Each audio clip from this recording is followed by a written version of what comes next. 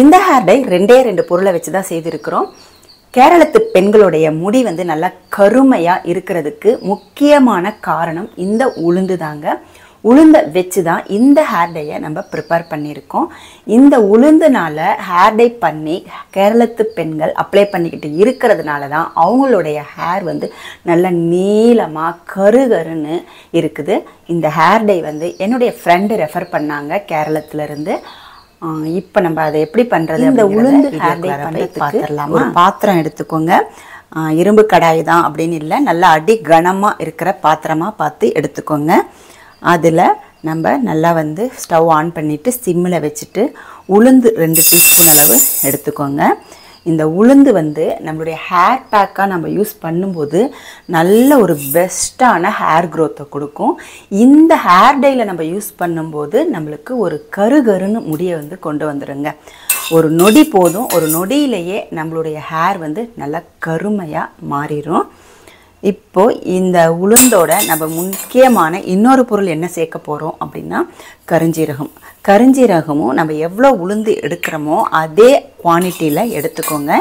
இந்த 2 பொருட்களை வச்சு தான் நம்ம வந்து இப்போ இந்த ஹேர் டையை ப்ரிப்பேர் பண்ணுறோம். ரொம்பவே வந்து நல்ல ஒரு 100% வந்து ரிசல்ட்டை கொடுக்குங்க. நீங்கள் வெளியில் எங்கேயாவது டக்குன்னு கிளம்பும்போது இந்த ஹேர் டையை வந்து நீங்கள் யூஸ் பண்ணீங்க அப்படின்னா உங்களுக்கு நல்ல பெஸ்ட்டான ரிசல்ட்டு கிடைக்கும். இந்த உளுந்தையும் கருஞ்சீரகத்தையும் நல்லா வந்து கருக வச்சிடலாங்க.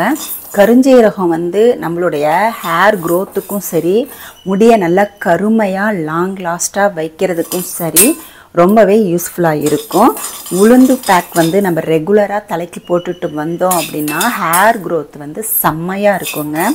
இப்போ இந்த 2 பொருளை மட்டும் வச்சுமே இந்த ஹேர் டை நம்ம வந்து ப்ரிப்பேர் பண்ணியிருக்கோம். இன்ஸ்டண்ட்டாக இது நீங்கள் வந்து ஹேரில் அப்ளை பண்ணிக்கலாம். ஹேர் டை அடித்த மாதிரியே இருக்காது. நல்லா கருகட்டும். இப்போது பாருங்க, நல்லா கருப்பாக வறுத்து எடுத்தாச்சு. இந்த அளவுக்கு நல்லா கருப்பாகணும். இப்போது வேறு ஒரு பாத்திரத்தில் போட்டு நல்லா ஆற வச்சிடலாம். இதிலேயே வச்சிங்க அப்படின்னா உங்களுக்கு வந்து அப்படியே ரொம்பவே சாம்பல் பூத்த மாதிரி ஆகிடும்.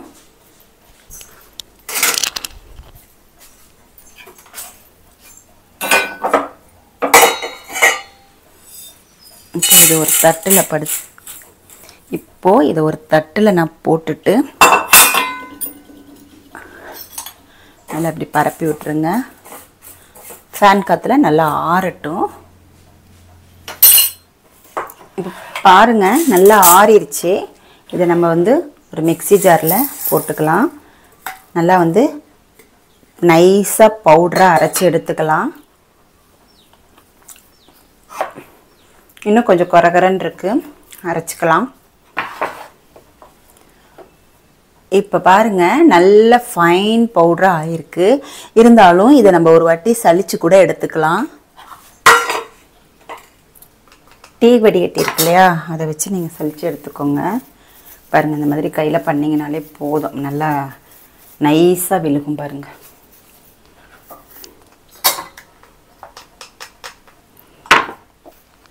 இப்போ நம்ம இதை எப்படி ஹேருக்கு யூஸ் பண்ண போகிறோம் அப்படிங்கிறத பார்க்கலாம். இப்போ நம்மளுக்கு தேவையான அளவு இந்த ஹேர் டை பொடியை வந்து சேர்த்துக்கோங்க. இப்போது இதில் நம்ம விளக்கெண்ணெய் சேர்த்துக்கலாம். விளக்கெண்ணெய் சேர்க்கறதுனால நம்மளுடைய ஹேர் க்ரோத்தும் நல்லாயிருக்கும். அதே டைமில் இது வந்து நல்லா வந்து முடியில் வந்து பிடிச்சிக்கும். இந்த மாதிரி விளக்கெண்ணெயை சேர்க்கும்போது இங்கே பாருங்கள், கன்சிஸ்டன்சி எப்படி கிடைக்குதுன்னு பாருங்கள், கையில் எப்படி வந்து அப்புதுன்னு பாருங்கள்.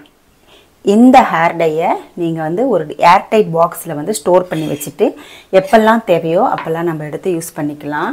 இப்போ பாருங்கள், எவ்வளோ வந்து கையில் பிடிக்குது பாருங்கள். நல்லா இந்த மாதிரி தான் நம்மளுக்கு தலையிலையும் ஹேர்லையும் நல்லா பிடிக்கும். பாருங்கள், இதை வந்து நம்ம கழுவுனா கூட போகவே போகாதுங்க. நான் வேணால் பாருங்கள், இங்கே அப்ளை பண்ணி காமிக்கிறேன். கையில் பாருங்கள், அப்படியே நல்லா பிடிச்சிக்குது பாருங்கள்.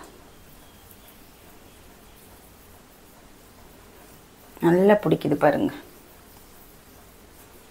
இந்த மாதிரி தான் நம்மளுக்கு வந்து ஹேர்லையும் பார்த்தீங்கன்னா அவ்வளோ நல்லா பிடிச்சிருங்க.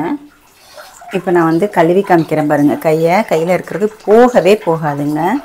பாருங்கள், எவ்வளோ தான் தேய்ச்சாலுமே உங்களுக்கு வந்து போகாது. இங்கே பாருங்கள், அந்த அளவுக்கு நல்லா வந்து பிடிச்சிக்கும். பாருங்கள், தண்ணி போட்டால் கூட போகலை பாருங்கள். தொட்டும் இந்த மாதிரி செய்கிறேன், பட் ஆனால் வந்து ஹேர் டை போகவே இல்லை பாருங்கள். இந்த மாதிரி தான் நம்மளுடைய ஹேர்லேயே நல்லா அப்ளை ஆகிருங்க. அந்த அளவுக்கு நல்லா பிடிச்சிக்கும். ஸோ நம்ம எப்போ ஹேர் வாஷ் பண்ணுறோமோ அப்போ தான் வந்து இந்த ஹேர் டை போகும். நம்மளுக்கு வெள்ளை முடி எங்கேயாவது வந்து வெளியில் கிளம்பும்போது உங்கள் கண்ணுக்கு தெரிஞ்சுன்னா இதிலேருந்து கொஞ்சமாக இப்படி எடுத்து நீங்கள் மட்டுக்கு வந்து ஹேரில் இப்படி அப்ளை பண்ணிட்டீங்க அப்படின்னா உங்களுக்கு வந்து முடி வந்து நல்லா கருப்பாக ஆகிடும். நம்ம எந்த வயசுக்காரங்க வேணாலுமே நீ அப்ளை பண்ணலாங்க. 70 வயசு 80 வயசுக்காரங்க கூடயே நம்ம வெள்ளை முடி என்ற பிரச்சனையே இல்லாமல் இருக்கலாம். சூப்பரான ஒரு ஹேர் டை தான் இது. நீங்கள் ட்ரை பண்ணி பார்த்துட்டு எப்படி இருக்குது அப்படின்றத கமெண்ட் செக்ஷனில் மறக்காமல் கமெண்ட் பண்ணுங்கள். தேங்க்யூ.